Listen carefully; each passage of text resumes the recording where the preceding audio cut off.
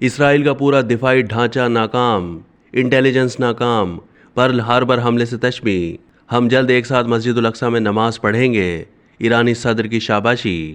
Hamas نے ہفتے کو اعلیٰ صبح اسرائیل کے خلاف جوابی کارروائی کرتے ہوئے اسرائیلی دفاعی نظام کو ہلا کر رکھ دیا ہے۔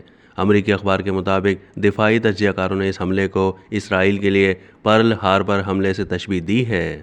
اسرائیل کئی دہائیوں سے ٹیکنالوجی کا پاور ہاؤس بنا ہوا ہے، جہاں دنیا کی سب سے طاقتور سمجھی جانے والی مسلح افواج اور دنیا کی مشہور انٹیلیجنس ایجنسی بھی موجود ہے۔ تاہم ان سب کے باوجود ہفتے کے روز اسرائیلی فوج خود کو اس طرح کے حملے کے لیے تیار نہ رکھ پائی۔ اسرائیلی حکام کے لیے سوالات کھڑے ہو گئے ہیں، کس طرح دنیا کی غریب ترین آبادی سے اسرائیل پر اس طرح کا حملہ ہو سکتا ہے؟ اسرائیلی افواج کے سابق ترجمان جوناتھن کا کہنا ہے کہ اسرائیل کا پورا نظام ناکام رہا۔ یہ صرف ایک عنصر نہیں بلکہ اسرائیل کا پورا دفاعی ڈھانچہ ناکام ہوا۔ ان کا کہنا ہے کہ یہ اسرائیل کے لیے پرل ہاربر طرز کا حملہ ثابت ہوا ہے۔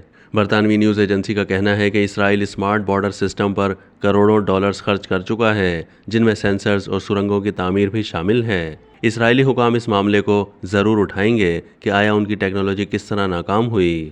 اسرائیل کی انٹیلیجنس ناکامی پر بھی سوالات اٹھائے جا رہے ہیں، تاہم اسرائیلی فوج کا کہنا ہے کہ وہ اس معاملے پر بعد میں غور کریں گے۔ اسرائیل کے سابق وزیر اعظم نفتالی بینٹ نے کہا ہے کہ عسکری تاریخ ہمیشہ سے ہی اچانک ہونے والے حملوں سے بھری پڑی ہے، جن میں پرل ہاربر، بارباروسا، یوم کپور کی جنگ شامل ہیں۔ انٹیلیجنس کا اثر و رسوخ ایک حد تک ہی ہوتا ہے۔ بتایا ہے کہ ان کے دفاعی میزائل نظام نے کتنے میزائلوں کو ناکارہ بنایا تھا۔ مشرق وسطیٰ کے معاملے پر امریکی محکمہ خارجہ کے سابق مذاکرات کار نے امریکی نشریاتی ادارے کو بتایا کہ غزہ کے قریب کے علاقوں کو نہیں بچایا جا سکا۔ میرا نہیں خیال اسرائیلی اس حملے کے لیے تیار تھے۔ دوسری جانب ایرانی صدر ابراہیم رئیسی نے فلسطینی مزاحمتی گروپوں حماس اور اسلامی جہاد کی قیادت سے رابطہ کیا ہے۔ ایرانی صدر نے حماس کے سیاسی دفتر کے سربراہ اسماعیل ہنیہ اور اسلامی جہاد کے جنرل سیکرٹری زیاد النخالہ سے ٹیلی فونک رابطہ کیا ہے اور فلسطین کی صورتحال پر گفتگو کی۔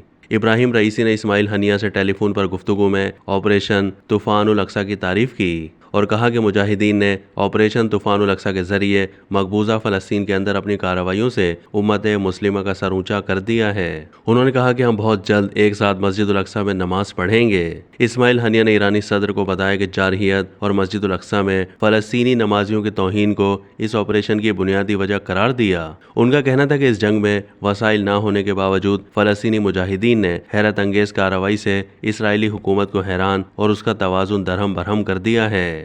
اب تک کے لیے اتنا ہی۔ مزید معلومات کے لیے ڈیلی جنگ کے یوٹیوب چینل کو سبسکرائب کیجیے۔